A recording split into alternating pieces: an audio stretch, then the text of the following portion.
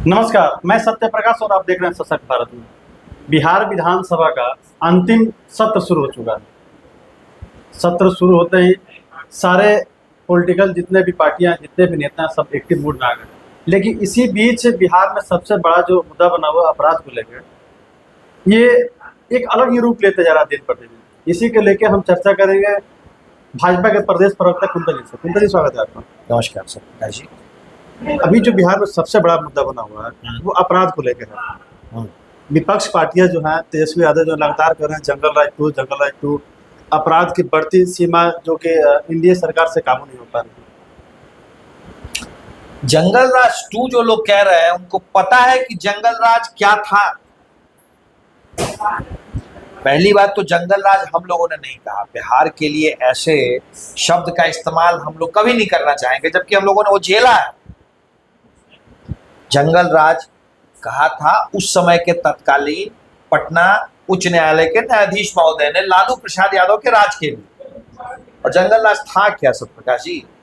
जंगल राज वो था जब एक डॉक्टर का अपहरण पटना से हो जाता है और उसके परिजन बुलाए जाते हैं मुख्यमंत्री आवास में, और वहां पे वो डॉक्टर साहब की गाड़ी नजर आती है जिसमें वो अपहरित हुए थे। और उसके बाद मुख्यमंत्री आवास में क्या होता है? तोल मोल फिरौती की रकम का मुख्यमंत्री आवास में। ये था जंगल राज। एक आईएएस अधिकारी, उनकी धर्मपत्नी 1.5 साल तक उनके साथ जबरदस्ती होती रही और पुलिस ने, थाने ने एक कंप्लेन तक नहीं ली। चंपा विश्वास नाम था उस बेचारी महिला का। कंप्लेन इसलिए नहीं ली कि लालू प्रसाद यादव के करीबी विधायक का बेटा उसमें मुख्य आरोपी था। जंगल राज ये था। थाने वाले साफ तौर पे कहते थे कि मुख्यमंत्री आवास से फोन आ जाता है। लालू जी की राजकुमारी की शादी थी, उनकी बिटिया की। हर बाप अपनी बेटी की शादी धूमधाम से करना चाहता है, पर लालू जी ने पता है क्या किया था? पूरे पटना के जितने फर्नीचर वाले थे सबके यहां से फर्नीचर और गाड़ियां शोरूम से उठा ली गई थी। नतीजा ये हुआ कि मारुति और दूसरे गाड़ियों के डीलर पटना से भाग गए उस शादी के बाद। ये था जंगल राज, ये था जंगल राज। तो अपराध के युवराज अगर ये बात कह रहे हैं तो मैं उनको बता देना चाहता हूं कि अपराध के युवराज, हमारे समय में एक भी अपराध होता है तो हम चिंतित हो जाते हैं। आपके माता पिताजी के समय तो भाई जिस दिन 10-20 हत्याएं नहीं होती थी, जिस दिन 10-20 अपहरण नहीं होते थे, 2-4-10 लूट नहीं होता था, 2-4-10 बलात्कार नहीं होते थे, तब तक तो लगता था कि शाम को भूंजा खाते हुए लोग कहते थे 2005 से पहले सीएम हाउस में कि आज तो कुछ हुआ ही नहीं। अरे आज तो 10 को मर्डर हुआ है, आज तो 20 को लूट हुआ है। इसीलिए माननीय तेजस्वी जी, जब आप बात करते हैं अपराध की तो कुछ सवालों के जवाब तो आप पहले खुद ही दे दें। 2015 में जब आप सरकार में आए, डिप्टी सीएम थे, फास्ट ट्रैक कोर्ट आपने बंद करवा दिया। क्यों बंद करवाया भाई? किस बात का डर था? फास्ट ट्रैक कोर्ट में अपराधियों को सजा हो जाती थी तेजी से। किस बात का डर था?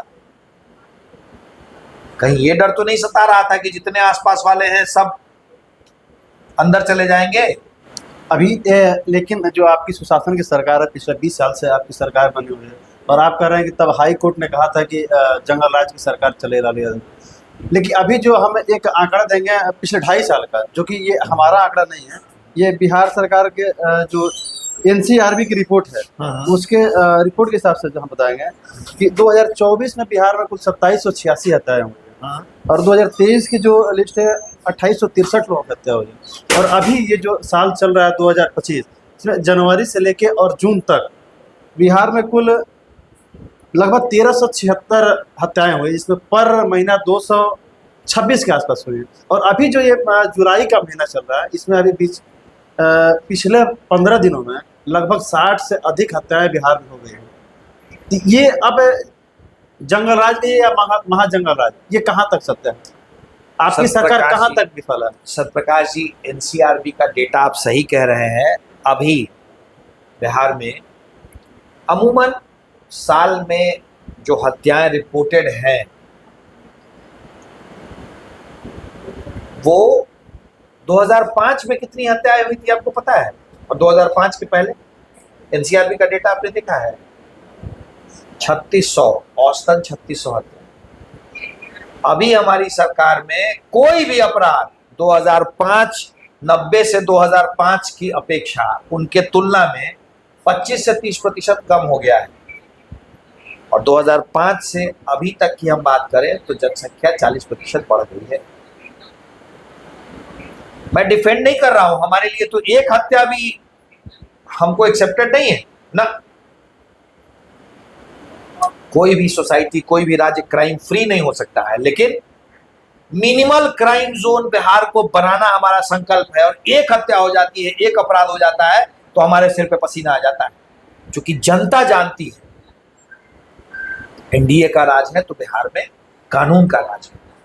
इस सोच को, इस विश्वास को टूटने किसी हालत में नहीं देंगे हम लोग, किसी हालत में नहीं। लेकिन अभी एनडीए की सरकार है, लेकिन बिहार के जनता को विश्वास नहीं रह गया आपके प्रशासन पे, क्योंकि आए दिन हर रोज कहीं ना कहीं हत्याएं मिल रही है। क्यों विश्वास करे जनता?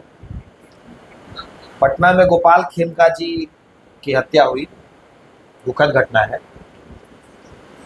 48 घंटों के अंदर अपराधी पकड़ा गया। एक ने भागने की कोशिश की, इनकाउंटर में खत्म हो गया।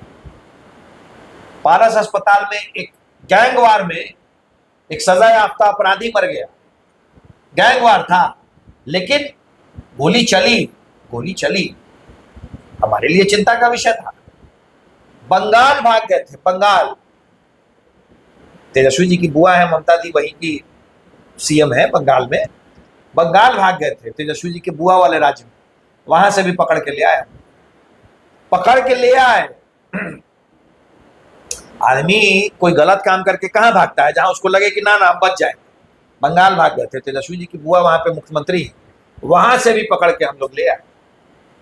एक बात आप भी जान ले, और आपके माध्यम से मैं आपके दर्शकों को, बिहार की देवतुल्य जनता को भी कहना चाहता हूं, बिहार में अगर किसी ने अपराध कर दिया तो उसके जिंदगी की उल्टी गिनती शुरू हो गई। बची हुई जिंदगी वो या तो जेल में गुजारेगा या उसकी जिंदगी खत्म हो जाएगी। निश्चिंत रहें, बिहार में क्राइम पे zero tolerance means zero tolerance. लेकिन जमीनी स्तर पर आपके सरकार के जीरो टॉलरेंस दिख नहीं रहा। आपकी प्रशासन हर मोर्चे पर फेल दिख रही है। अपराध की घटना रुकने का नाम ही नहीं ले रहा। अभी कल ही रात में छपरा में एक व्यवसायी की भी हत्या हो गई। सिवान सदर अस्पताल के गेट पे गोलीबाजी हो जा रही है, एम्बुलेंस संचालक को गोली मार दिया जा रहा। अगर जीरो टॉलरेंस नहीं होता ना, तो न गोपाल खेमका की हत्या में शामिल अपराधी का इनकाउंटर होता, और नहीं 3 दिन के अंदर ये बंगाल से उठा करके ये जो पारस में गोली जिन लोगों ने चलाई थी उनको उठा के लाया जाता। इसी को कहते हैं जीरो टॉलरेंस।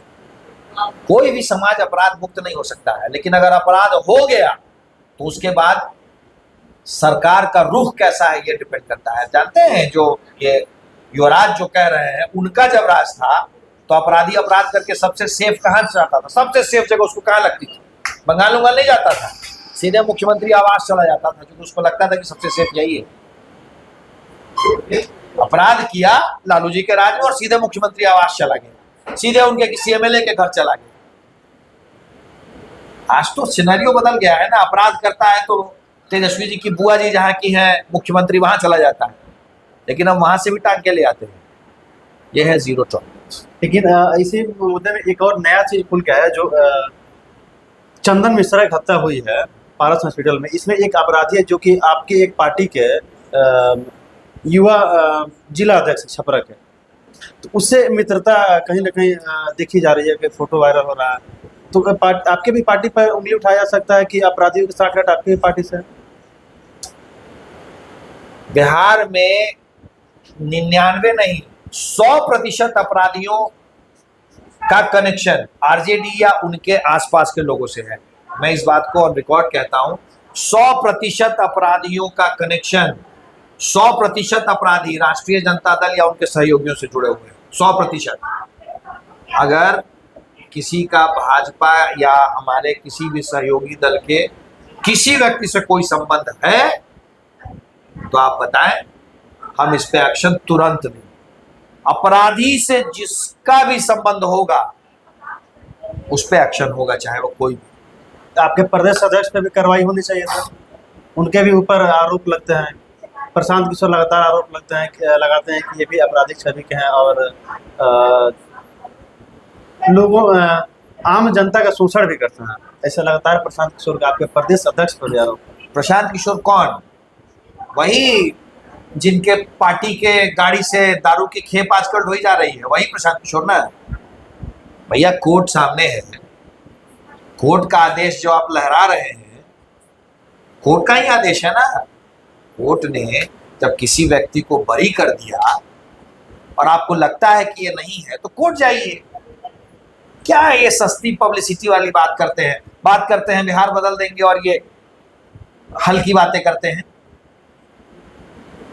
ये रूम में बैठे हुए हैं, घंटों से रूम में बैठे हुए हैं, आप और आपके लोग ही बैठे हुए हैं और नकली फोटो लीक करवा देते हैं।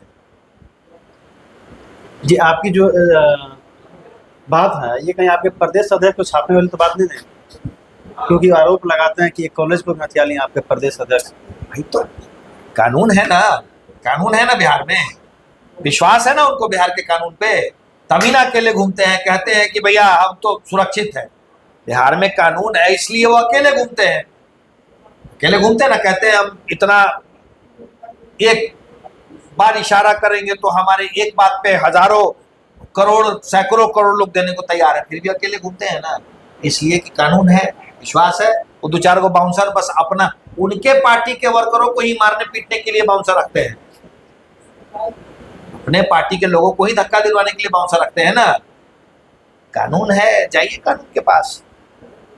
बात बात में कोर्ट की बात करते हैं, कहते हैं हमारे पास वकीलों की लंबी फौज है, जाइए, कौन मना कर रहा है?